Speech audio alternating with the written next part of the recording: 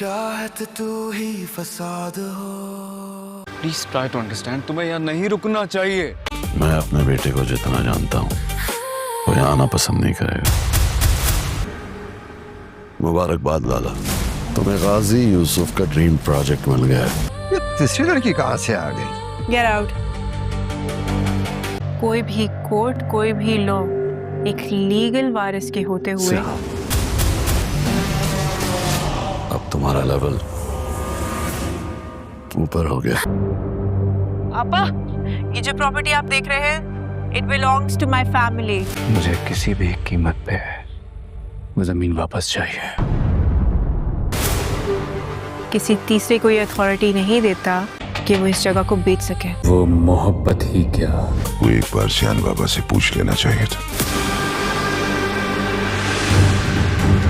नाज़रीन, आप देखेंगे कि श्याम और एलाम के दरमियान मोहब्बत हो जाएगी। इधर आप ये भी देखेंगे कि जब से श्याम ने एलाम को अपना वॉइस रिकॉर्ड करवाया है और बयान, और इसमें उसने कहा है कि मैंने अपनी बीवी को नहीं माना, तो एलाम को तो पहले ही यकीन होता है कि श्याम अपनी बीवी एलिफ को नहीं मार सकता, क्योंकि वो उससे इतना प्यार करता है, वो मार कैसे सकता है। ये सब कुछ करने वाला और कोई नहीं, उसका बाप है। इसीलिए तो वो ये उसे खवाना चाहती है कि तुम अपने बाप को अपनी बीवी की मौत की सज़ा क्यों नहीं दिलवाते। इधर आप ये भी देखेंगे कि श्याम अब एलाम को कह देता है कि अगर इसमें मेरा बाप मुलव्वस हुआ तो मैं उसे कड़ी से कड़ी सज़ा दिलवाऊंगा। इस पर आप देखेंगे कि एलाम खुश हो जाती है और बिल आखिर वहाँ से आने का फ़ैसला कर देती है श्याम को बताए बगैर। इधर आप देखेंगे कि वो जैसे ही वापस आती है, वो घर जाने के बजाय अपनी माँ के होटल वाली जगह पर चली जाती है, जहाँ वो देखकर खुश होती है कि ये सब कुछ तो मेरी माँ का है। दूसरी तरफ आप ये भी देखेंगे कि गाजी यूसुफ ने लाला के साथ हाथ मिला लिया और वो प्रोजेक्ट उसे दे दिए है। उसे कहा है कि इस पर अब सब कुछ तुमने काम करना है। इधर आप देखेंगे कि लाला को प्रोजेक्ट जब उसने दिया है तो उसे कहा है कि तुम्हारी इज़्ज़त मेरी नज़रों में और बढ़ गई है और आज से मेरा ड्रीम प्रोजेक्ट अब तुम्हारा हुआ। इधर आप देखेंगे कि जब ये चीज़ कर रहा होता है गाजी यूसुफ, तो उसका नौकर ज़किया उसे कहता है कि आपको ये सब कुछ करने से पहले एक दफ़ा श्याम बाबा से पूछ लेना चाहिए था। लेकिन आगे से गाजी यूसुफ उसे कहता है कि श्याम मेरा बेटा है और मैं उसे अच्छे तरीके से जानता हूँ, वो कभी भी यहाँ नहीं आएगा, क्योंकि उसे कौन बताएगा। इस पर ज़किया कहता है वो तो ठीक है, लेकिन मैं बस वो कहता है कि बस करो, जो मैं कह रहा हूँ वो करो। दूसरी तरफ आप ये भी देखेंगे कि जब एलाम को पता चलता है कि इसकी कोई सुनाई नहीं दे रहा, वहाँ पर गाजी यूसुफ और लाला के गुंडे आकर उसे तंग करते हैं और वहाँ की ज़मीन उससे छीनना चाहते हैं, तो वो फ़ौरन ही एक वीडियो बनाकर मीडिया पर डाल देती है, जिसकी वजह से रातों रात वो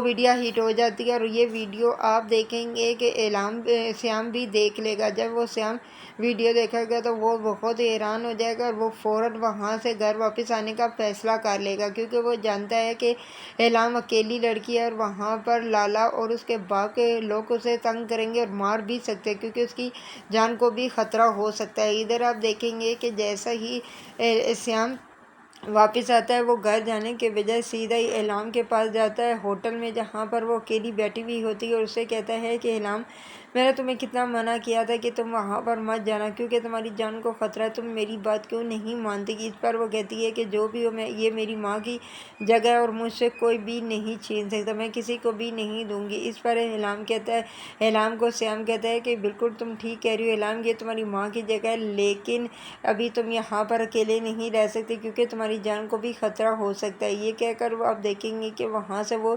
सीधा घर चला जाता है और जैसे ही घर पहुँचता है तो उसका बाप उसे देखकर हैरान हो जाता है और वो कहता है कि तुम कैसे आगे श्याम बेटा, तुमने मुझे बताया ही नहीं। तो उस पर वो उसका बाप श्याम के गले लगने लगता है, तो लेकिन आगे से श्याम अपने बाप को रोक लेता है और कहता है कि नहीं, मुझे बस एक बात आपसे पूछनी है कि आप अपने गुंडों को, बंदों को और लाले को कहेंगे अपने बंदों को आज के बाद किसी ने भी उस पर वार करने की कोशिश की तो मुझसे बुरा नहीं होगा। और एक बात याद रखें, जो ज़मीन आपने उससे एलाम से छीनी है उसे वापस कर दें, क्योंकि मैं जानता हूँ वो सारा कुछ उसकी माँ का और उसे ही मिलना चाहिए। आप लोगों ने कैसे उस पर कब्ज़ा कर दिया। इधर आप देखेंगे कि गाजी यूसुफ कहते हैं कि क्या हो गया श्याम बेटा, तुम पागल तो नहीं हो गए।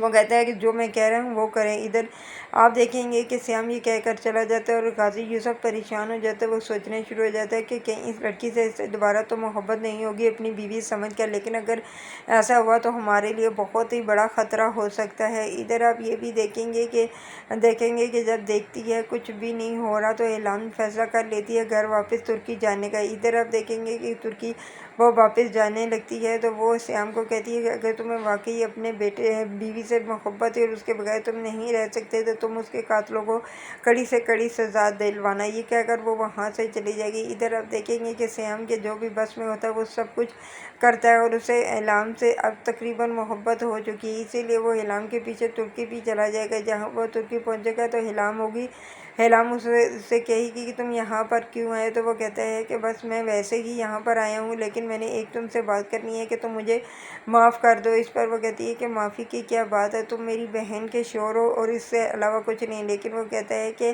اب وہ اس دنیا میں نہیں ہے، لیکن اب مجھے ایسا لگتا ہے کہ مجھے تم سے محبت ہو گئی ہے، میں تمہارے بغیر نہیں رہ سکتا۔ اس پر اعلام کہتی ہے کہ ایسا کبھی بھی نہیں ہو سکتا، میں تم سے کبھی بھی شادی نہیں کر سکتی، کیونکہ جس کا باپ نے میری بہن کا قتل کروایا ہو اور بعد میں کہا ہو کہ یہ خودکشی ہے۔ اس پر وہ کہتا ہے کہ بس کرو، میں سب جانتا ہوں میں، لیکن اپنے باپ کو کڑی سے کڑی سزا دلواؤں گا، اس پر تم میرا ساتھ دو۔ ادھر آپ دیکھیں گے کہ اعلام خوش ہو جاتی ہے اور وہ کہتی ہے کہ ٹھیک ہے، اگر تم کہتی ہو تو میں تمہاری باتوں کا مان لیتی ہوں، نہیں تو ویسے مجھے اس پر کسی چیز پر یقین نہیں ہے کہ تم ایسا کرو گے۔